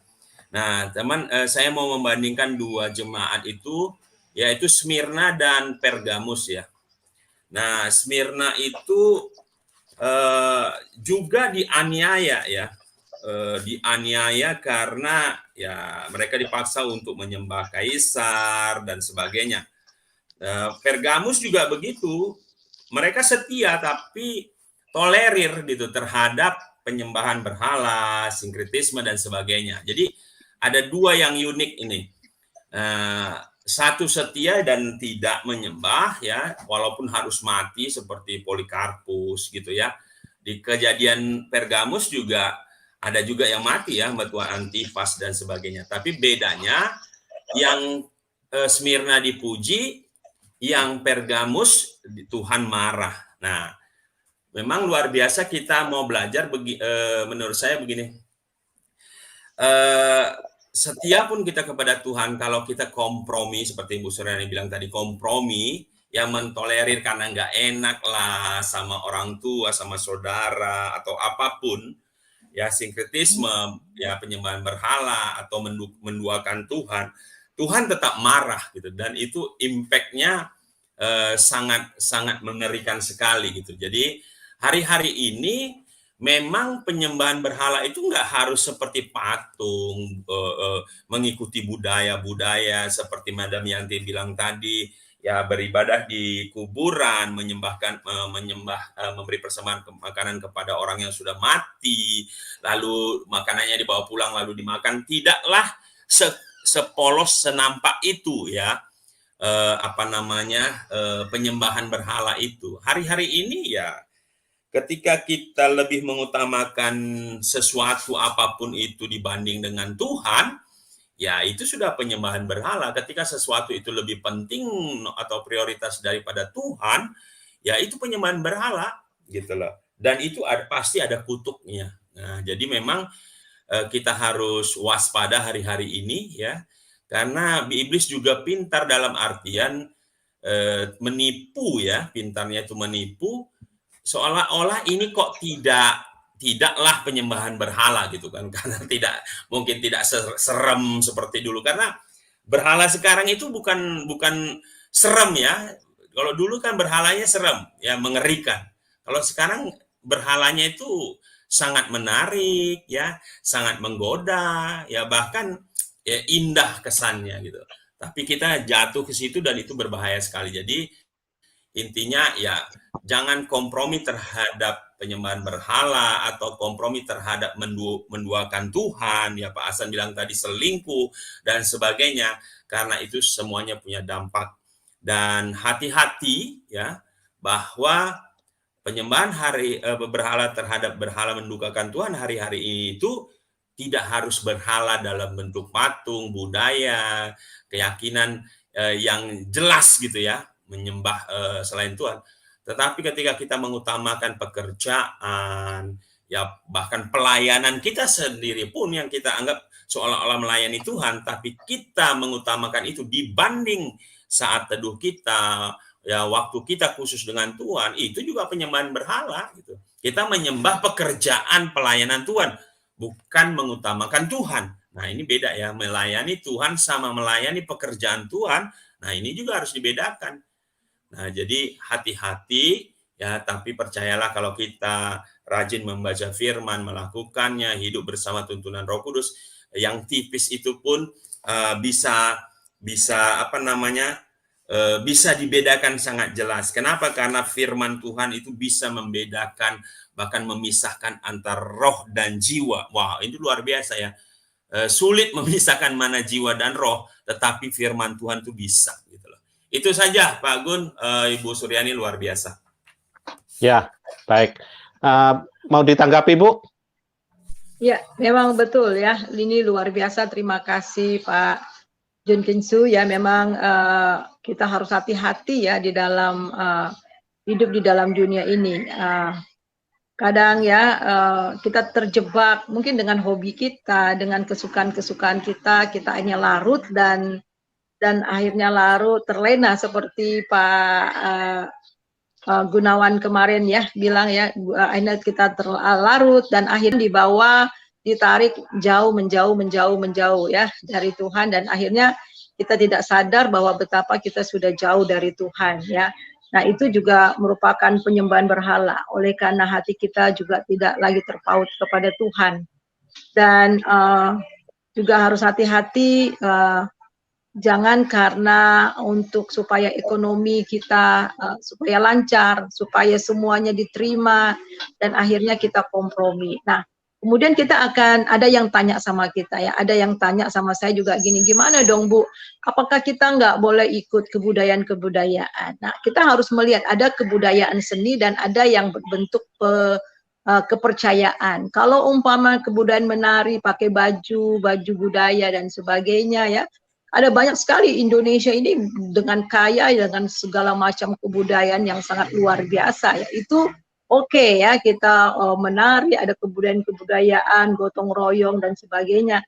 Tetapi kalau sudah masuk ke dalam penyembahan ya, umpamanya kita potong korban, kemudian percikan darah, kemudian mulai manggil-manggil, nah itu jangan ya, itu jelas tidak boleh sama sekali kompromi ya. Jadi kita harus bisa melihat akan hal ini. Jadi kalau hanya kebudayaan seni dan kebudayaan seni tradisi yang dilakukan ya dari kebudayaan yang begitu kaya ya, kesenian di Indonesia itu boleh. Tetapi kalau sudah masuk ke dalam penyembahan berhala dan kemudian mulai betul-betul hati kita mulai percaya kepada ilah lain, nah itu hati-hati. Nah, itu saja tambahan dari saya. Ya, baik. Terima kasih, Bu Suryani. Masih ada pertanyaan lagi, Pak Juginsu? Udah, Pak. Udah cukup. Ya, baik. Lanjut ke Pak JH. Ini sudah ganti data ini beliau. Tadi pakai Wi-Fi. Ya, silakan, Pak. Salam, Pak. Salam, Pak Gunawan. Salam, Pak Suryani dan teman-teman. Sekali lagi, mohon maaf tadi waktu saya dipersilahkan masuk, pintunya nggak kebuka, Pak. Unmute-nya saya sentuh-sentuh, tidak connect, tidak respon. Begitu, Pak. Ya mungkin ini sudah kehendak Tuhan supaya Pak Juginsu didahulukan, kira-kira begitu, Pak. Nah, puji Tuhan, terima kasih Bu Suryani. Hari ini saya diberkati dengan topik tentang ya. Sebenarnya sih sudah lengkap, Suryani sudah jelaskan, juga tadi sudah dilengkapi oleh teman-teman yang lain, juga oleh Pak Juginsu ya. tentang jemaat Pergamus. Tapi ini menarik sekali ya. Jadi jemaat Pergamus saya sedikit soroti aja dari poin yang pertama. Jemaat ini sekalipun notabene berdiri atau tinggal hidup di tengah-tengah iblis bertahta dan antek-anteknya, pengaruh iblis luar biasa, kerja iblis luar biasa dengan berbagai cara, melalui siapapun, tapi ada beberapa jemaat yang luar biasa, tetap berpegang teguh, tidak menyangkal, tidak goyah, tidak terpengaruh, atau bahasa kerennya sekarang yang sedang populer, tidak terpapar oleh cara kerja iblis yang memakai dengan segala cara. Walaupun memang ada beberapa jemaat yang sudah terpapar dengan ajaran Bileam, prinsip-prinsip Nikolaus, tapi saya tertarik dengan jemaat yang tetap teguh, tetap tidak kompromi dengan dosa, tetap berpaut kepada Tuhan. Itu juga saya sebagai hamba Tuhan senang sekali ketika melihat ada jemaat yang begini, tidak terpapar, tidak terpengaruh dengan arus dunia. Itu poin yang pertama. Memang tadi Pak Juginsu, saya sedikit tersenyum ketika menyebut bahwa berhala itu tidak berupa sesuatu yang seram, tapi sifatnya menarik, kadang-kadang tampil cantik ya. Bagi penggemarnya Pak Juginsu ini bisa jadi berhala ini kalau tampil ganteng, sudah berdasi, ya kan? Bahaya kalau Pak Juginsu jadi berhala itu. Kalau sudah ada yang ngefans, nah ini kalau Pak Juginsu hati-hati tertarik juga, wah ini sudah jadi berhala begitu ya. Karena itu kadang-kadang cantik sekali, menarik, tidak menakutkan, tanpa terasa orang sudah jatuh. Mungkin sedikit mohon pencerahan Pak Juginsu, saya sedikit perlu tambahan ilmu ini dari Pak Juginsu. Perbedaan antara melayani Tuhan dengan melayani pekerjaan Tuhan, Pak, sedikit aja Pak, mohon pencerahannya supaya saya ilmunya bertambah. Terima kasih Pak Juginsu, dan sebelumnya terima kasih juga kepada Ibu Suryani yang sudah memberkati saya, dan kembali ke Pak Jos nanti. Ya, silakan Pak Juginsu. Saya pun belajar juga Pak John, jadi dulu saya pikir melayani Tuhan sama melayani pekerjaan Tuhan itu. Oh ya, halo? Ya lanjut Pak. Ya lanjut Pak. Halo Pak. Ya, Dengar? Loha. Silakan Pak. Halo? Dengar. Ya, mantap. Dengar. Halo? Dengar. Mantap. Halo. Ya, dengar? Oke. Dengar. Dulu saya pun pikir melayani Tuhan sama melayani pekerjaan Tuhan itu sama gitu ya. Jadi saya pikir dulu sama, ternyata itu beda ya. Melayani pekerjaan Tuhan itu ya, contoh sebagai WL, singer, aser, tim media, apa itu semua pekerjaan pelayanan ya. Tapi belum tentu kita melayani Tuhan, ngerti ya? Contoh, waktu kita menjadi aser, ya, saya kan kebetulan aser juga pelayan pengkhotbah dan sebagainya. Tapi kalau ketika kita menjadi aser hanya karena sebagai suatu rutinitas, karena suatu katakan tugas, ya kita sebenarnya bukan melayani Tuhan, kita melayani pekerjaan Tuhan, ya. Kita nggak melayani Tuhan sebenarnya, ya kita melayani pekerjaan Tuhan, ya. Jadi itu harus beda. Nah, tapi ketika kita sedang melayani Tuhan itu, ya kita memang mengutamakan Tuhan dalam pekerjaan-pekerjaan yang kita lakukan. Contoh, apa itu mengerjakan keselamatan? Karena itu satu perintah. Nah, contoh, pergi jadikanlah seluruh bangsa muridku. Nah, itu kita lagi melayani pekerjaan Tuhan atau kita melayani Tuhan? Ya kita melayani Tuhan karena tujuannya itu. Tapi ketika itu menjadi suatu rutinitas, beban, itu kita lagi melayani pekerjaan Tuhan. Tipis bedanya ya. Tapi yang Tuhan mau sebenarnya kita melayani Tuhan. Karena kita ini hamba Tuhan. Nah, jadi ketika satu pekerjaan itu sudah bukan Tuhan utamanya, jangan-jangan itu sudah jadi berhala. Contoh, sibuk sekali melayani pekerjaan Tuhan di gereja, tapi lupa sama keluarga. Nah, itu sudah bukan melayani Tuhan, tapi melayani pekerjaan Tuhan. Bahkan itu sudah jadi berhala, padahal itu melayani pekerjaan Tuhan loh. Tapi itu sudah jadi berhala. Keluarganya ditinggalkan, fokus melayani pekerjaan Tuhan, keluarganya morat-marit. Di dalam prioritas Tuhan, itu kan nomor 1 Tuhan ya. Nomor 1 apapun Tuhan. Nomor 2 itu keluarga. Nomor 3 ya pekerjaan atau pelayanan atau melayani pekerjaan Tuhan. Jadi melayani pekerjaan Tuhan itu bukan melayani Tuhan. Ya, itu kenapa 1 Tuhan, 2 keluarga, 3 pekerjaan kah, melayani pekerjaan Tuhan kah, ya, dan lain-lain. Artinya ada beda Tuhan dan melayani pekerjaan Tuhan. Bahkan itu pun nomor 3. Nomor 2 itu keluarga, lebih utama dari melayani pekerjaan Tuhan di gereja loh. Hati-hati. Keluarganya morat-marit, dia fokus melayani pekerjaan Tuhan. Tuhan juga tidak mau. Tuhan tetap nomor 1, keluarga nomor 2, 3 dan seterusnya yang lain, termasuk melayani pekerjaan Tuhan. Jangan sampai sibuk melayani pekerjaan Tuhan, tapi keluarga morat-marit dan Tuhan di nomor sekiankan. Menurut saya begitu Pak John. Terima kasih. Ya, gimana Pak John? Ya, halo, gimana Pak John? Baik. Masih ada yang dipertanyakan? Pak. Ya, sudah cukup Pak. Terima kasih buat pencerahannya. Setidaknya nanti kalau saya berkhotbah tentang topik itu, saya sudah dapat referensi dari sahabat saya yang luar biasa Pak Jukinsu. Terima kasih Pak. Tuhan memberkati buat pencerahannya. Ya, terima kasih. Manis ya permainannya Pak John ya. Ya, luar biasa Pak kerjasamanya. Ya, baik. Ada yang lain yang mau menanggapi?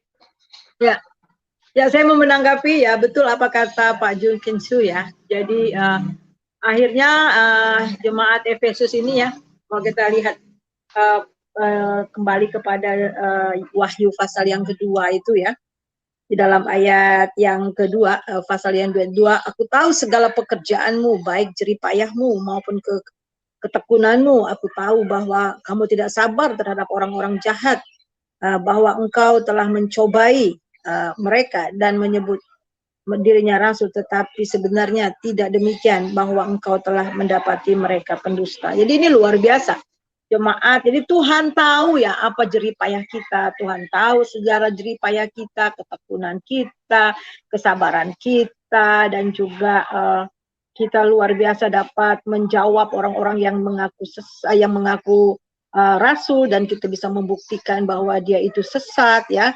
Seorang yang bisa menjawab semua masalah-masalah penyesatan, kita bisa mengkelirkan lewat kebenaran firman Tuhan. Tetapi yang sangat luar biasa di dalam ayat yang keempat, namun demikian aku mencela engkau karena engkau telah meninggalkan kasihmu yang semula.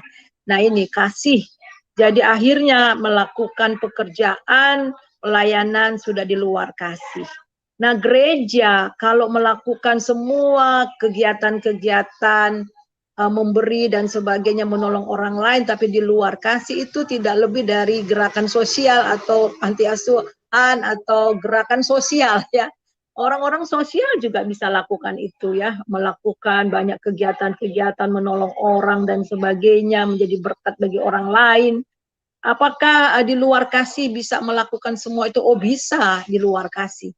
Nah tetapi kalau di dalam kasih pasti memberi ya.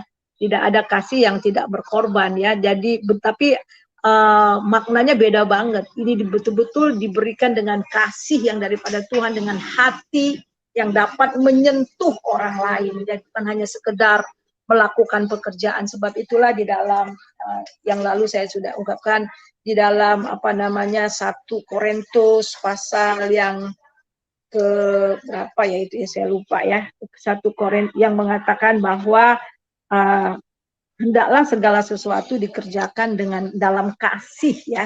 Dalam pasal 16, 1 Korintus 16 ayat 14. Lakukanlah segala pekerjaan dalam kasih. Ya, sebab itu di mana tuh di 1 Korintus pasal yang ke-13 ya. Kalau kita melakukan segala sesuatu seperti Pak Ginsu tadi bilang, walaupun melayani, memberikan diri dibakar hidup-hidup atau memberikan hidup sepenuhnya, tetapi di luar kasih semuanya itu sia-sia. Tong kosong bunyi nyaringnya ya itu ya. Jadi itu penting. Jadi kembali lagi bahwa memiliki kasih yang mula-mula, tidak mendua hati ya, akhirnya mendua hati, akhirnya lari ke pekerjaan, itu juga bisa berhala ya. Itu aja tambahan dari saya ya. Ya, Tuhan Yesus baik, Bu. memberkati. Terima kasih buat Ya. masukan-masukannya ya. Ya, mungkin ada yang menanggapi lagi. Fellowship sudah berjalan 1 jam 20, kita sudah di penghujung acara. Shalom Pak Jos. Ya, silakan Pak. Iya, ini ada yang bertanya Ya, di silakan Pak. dari Ibu Anna DMM. Pertanyaannya, apakah kalau kecanduan handphone itu termasuk berhala? Gitu. Ya, mungkin bisa Oh, ditanggapi. Ibu ada ADMM di sini, Bu, Pak. Di room, di Ana dalam room, Pak. Ana ADMM. Ya. Iya, maksudnya dia ada bertanya di private chat, Pak. Ya, silakan. Ditujukan ke siapa? Ibu Suryani ya, narasumber ya. Iya, narasumber. Ya, Ya. silakan Bu. Saya Sekalian closing pribadi- statement-nya Bu ya. Oh ya. Ya, silakan Dan Bu. itu jelas iya. Karena HP itu saudara kalau udah kecanduan, kita lupa makan, kita lupa baca Alkitab, kita lupa doa, lupa segalanya ya. Dan berjam-jam kita hanya di depan HP, dan itu berbahaya banget ya. Apalagi kalau udah kecanduan game, waduh ya. Itu luar biasa, seluruh perhatian kita semua. Bayangkan ya, kalau zaman dulu itu kan belum ada HP ya, zaman dulu tuh belum ada HP, kita keluar itu biasa-biasa aja ya, nggak ada seperti kebakaran jenggot. Tapi sekarang lebih baik ketinggalan Alkitab daripada ketinggalan HP. Alasannya kan di HP ada Alkitab gitu kan.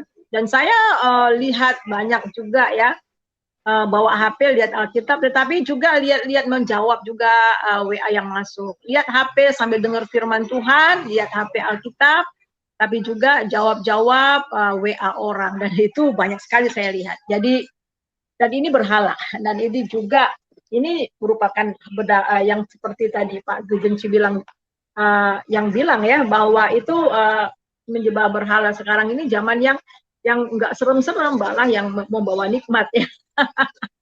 Membawa kesukaan. Dan itu jawaban saya Bu. Jadi saya juga secara pribadi harus mendisiplin diri saya ya.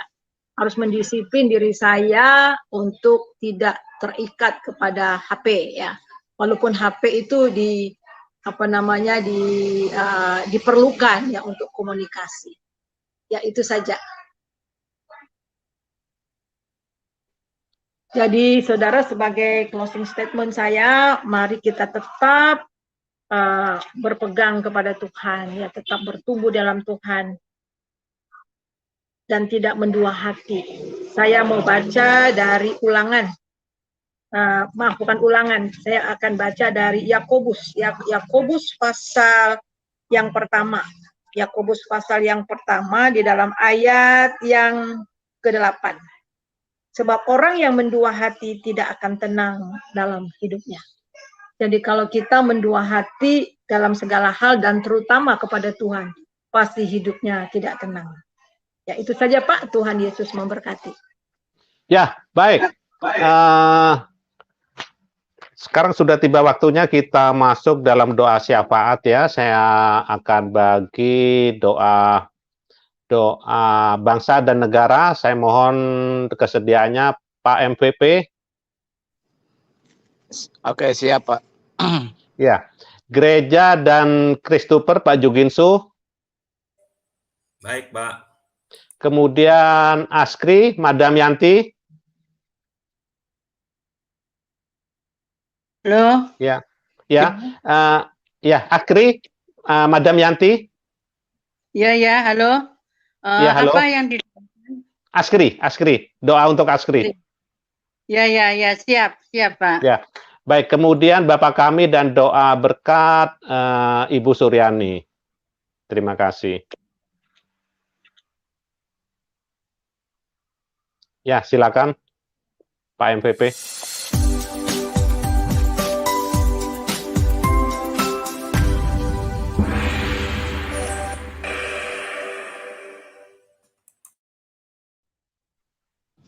Bapa, kami mengucap syukur atas kasih anugerah terindah Engkau Tuhan yang Engkau telah memberkati kami semua di pagi hari ini di Fellowship Askri Tuhan dengan kebenaran firman-Mu Tuhan, dan Engkau telah menguatkan iman kami dan semakin kami kuat dan kami akan terus berkomitmen, kami akan tetap setia kepadamu ya Tuhan Yesus hingga Engkau menjemput kami ya Bapa. Tuhan, kami berdoa untuk bangsa dan negara kami, Negara Kesatuan Republik Indonesia Tuhan. Kiranya Tuhan Engkau terus berkarya untuk negara kami ini ya Bapak. Engkau terus mengurapi setiap bangsa kami ya Bapak, yang dari Sabang sampai Merauke Tuhan. Kiranya Tuhan Engkau terus menjamah mereka, bagi mereka yang belum percaya kepada Engkau Tuhan. Biarlah Tuhan semua bangsa ini Tuhan pada akhirnya bertekuk lutut dan mengaku bahwasanya Engkau adalah Tuhan dan Juru Selamat yang sebenar-benarnya. Dan terima kasih Tuhan, kami juga berdoa untuk pemimpin tertinggi di negara kami, Bapak Presiden Jokowi beserta istri dan keluarga Tuhan. Kiranya Engkau terus memberkati beliau Tuhan, Engkau terus memberkati kehidupannya Tuhan, dan Engkau terus memakai beliau Tuhan. Biarlah Tuhan lewat pemerintahan di tangan beliau Tuhan, Engkau nyatakan ada kemuliaan, ada kuasa terjadi di bangsa kami ini ya Bapak. Kami juga berdoa untuk setiap pejabat-pejabat tertinggi di negara ini Tuhan, dari Wakil Presiden, Tuhan, yang Kau terus memberikan berkat kepada mereka Tuhan, Kau mengurapi dan Kau menjamah mereka Tuhan. Biar Tuhan mereka menjadi orang-orang yang memegang amanah kami semua sebagai warga negara ini ya Bapak. Tuhan, kami juga berdoa untuk pemerintahan daerah dari gubernur, bupati sampai tingkat yang paling bawah RT Tuhan. Kiranya Kau memberkati mereka semua Tuhan, Kau mengurapi dan Kau memakai mereka semua Tuhan, dan lewat pemerintahan di tangan mereka Tuhan, Engkau membawa kesejahteraan bagi bangsa ini Tuhan, Engkau membawa kesejahteraan bagi daerah-daerah yang mereka pimpin Tuhan, dan biarlah Tuhan terus kemuliaan terjadi di bangsa kami ini ya Bapak. Dan kami juga berdoa Tuhan untuk azas dasar yang dipakai dalam negara kami, yaitu adalah Pancasila dan Undang-Undang Dasar Tuhan. Kiranya terus Engkau memberikan karya Tuhan, Kau urapi dengan kuasa Roh Kudus-Mu Tuhan. Biarlah Tuhan semua bangsa yang ada di semua warga yang ada di negara kami ini Tuhan terus memegang amanah, dan biarlah Tuhan terjadi toleransi yang tinggi di negara kami ini Tuhan, sesama saudara sebangsa kami di negara ini ya Bapak. Terima kasih Tuhan, sekali lagi Tuhan, kami menyerahkan bangsa ini ke dalam tangan-Mu Tuhan, dan kami juga menyerahkan Tuhan negara tercinta kami, negara Republik ini ke dalam tangan-Mu Tuhan. Biarlah Tuhan, dan kami tak percaya Tuhan, pada akhirnya Indonesian for Christ dan kemuliaan terjadi di negara kami ini ya Bapak. Terima kasih Tuhan, di dalam nama Tuhan Yesus kami telah datang dan mengucap syukur. Haleluya, haleluya. Terima kasih Tuhan, kami memohon anugerah-Mu untuk gereja-Mu yang ada di bangsa ini. Kami tahu Tuhan, hari-hari gereja-Mu sedang bekerja melayani-Mu, terlebih khusus untuk memberitakan kabar baik. Tapi kami tahu Tuhan, hari-hari ini juga kemuliaan-Mu semakin dinyatakan, dan penindasan itu juga lebih luar biasa. Kami tahu Tuhan, banyak anak-anak-Mu yang dalam pelayanan, baik itu di pelosok-pelosok, di daerah-daerah, yang sulit sekali membangun gedung gereja. Tapi kami tahu Tuhan, rencana-Mu indah pada waktunya. Oleh karena itu, kuatkan dan teguhkan tubuh Kristus yang hari-hari ini dimanapun berada Bapa, biar tetap fokus hanya kepada Tuhan. Kami tahu penganiayaan bukanlah menjadi hambatan, tetapi penganiayaan adalah cara Tuhan untuk kami dimurnikan dan fokus kami hanya kepada Tuhan. Dan kami tahu Tuhan, hari-hari ini adalah waktunya gereja-Mu menuai jiwa-jiwa lebih lagi. Oleh karena itu kami berdoa, mendukung dalam doa kami Tuhan, setiap pendeta, setiap pelayan-pelayan Tuhan, setiap penginjil, pengajar, semuanya anak-anak-Mu dalam pelayanan, kuatkan dan teguhkan mereka untuk apa yang mereka butuhkan Tuhan. Engkau adalah Jehovah Jireh, Allah yang menyediakan. Kami percaya pandemi tidak membuat iman kami luntur, tetapi pandemi ini membuat kami lebih menyala-nyala di dalam Engkau. Terima kasih untuk Kristuber yang hari-hari ini bermunculan luar biasa Tuhan. Kami tahu ini waktunya pelayanan di media online, di media sosial yang bisa menjangkau tanpa batas, borderless Tuhan. Bahkan sampai ke ruang-ruang private, di mana kabar baik Injil keselamatan itu boleh sampai ke ujung-ujung bumi, di mana harinya waktunya ketika kabar baik ini sudah didengar oleh seluruh bangsa manusia, Engkau akan datang kedua kalinya. Terima kasih Tuhan, pakai Kristuber untuk melayani di media online. Berikan hikmat marifat dari surga, sehingga fokus pelayanan mereka hanya untuk memuliakan nama-Mu. Berikan hikmat marifat perkataan yang baik, sehingga tidak satu pun yang boleh jatuh atau mengalami permasalahan hukum, tetapi semuanya boleh berjalan dengan seturut kehendak-Mu, sehingga apa yang kami lakukan boleh memberkati bangsa ini, terkhusus orang-orang yang belum mendengar kabar baik yang dari Engkau. Terima kasih Bapa, segala puji hormat hanya bagi-Mu. Dalam nama Tuhan Yesus. Bapa kami dalam surga, terima kasih Tuhan. Kami berdoa bagi Aksri ini Tuhan, satu iman, satu tujuan. Kami berdoa Tuhan, hanya nama-Mu dimuliakan, ditinggikan Tuhan. Tuhan kami berdoa agar Tuhan memberkati Aksri ini, supaya di dalam pemberitaan Injil ini, seluruh dunia boleh mendengar, bagi orang-orang yang belum diselamatkan, supaya mendengar oleh karena berita cinta kasih dari Aksri ini, supaya mereka memperoleh keselamatan, supaya dia tidak binasa, melainkan memperoleh hidup yang kekal. Haleluya Tuhan, terima kasih Tuhan. Tuhan berkati bagi Ibu Pendeta Suryani yang memberitakan firman Tuhan pada hari ini. Sangat memberkati. Terima kasih Tuhan, berikan mereka kesehatan, berikan mereka kekuatan agar dia senantiasa memberitakan kebenaran. Terima kasih Tuhan. Tuhan, kuasa-Mu yang tidak terbatas. Di saat kami berdoa, di saat kami percaya kepada Engkau Tuhan, Engkau mendengarkan segala doa kami Tuhan. Janji-Mu yang sudah Engkau berikan kepada kami Tuhan.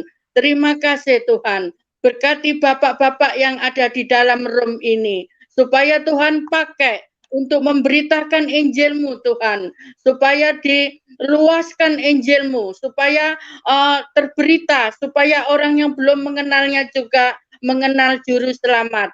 Terima kasih Tuhan. Semuanya ini untuk kemuliaan Tuhan, supaya nama Tuhan dimuliakan dan ditinggikan. Haleluya Tuhan. Terima kasih Tuhan. Segala doa kami serahkan hanya di dalam nama Tuhan Yesus Kristus. Kami sudah berdoa dan mengucap syukur. Amin.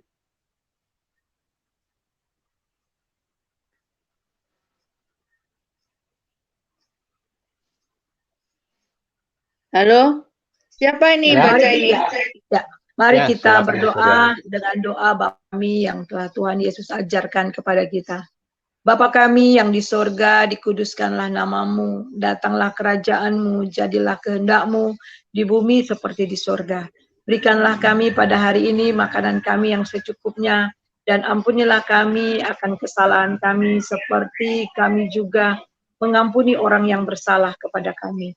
Dan janganlah membawa kami ke dalam pencobaan, tetapi lepaskanlah kami daripada yang jahat, karena Engkau yang mempunyai kerajaan dan kuasa dan kemuliaan sampai selama-lamanya. Amin.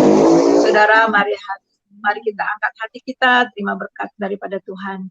Damai sejahtera sukacita yang melimpah-limpah dari Bapa di dalam Tuhan Yesus, sekutuan dalam Roh Kudus senantiasa menyertai saudara mulai hari ini dan seterusnya. Diberkatilah engkau, diberkatilah rumahmu, diberkatilah orang yang keluar masuk rumahmu, diberkatilah anak cucumu, diberkatilah lumbung-lumbungmu, diberkatilah usaha pekerjaanmu, diberkatilah pelayananmu, sehingga engkau diberkati dan menjadi berkat mulai hari ini sampai Maranatha. Haleluya. Amin. Amin.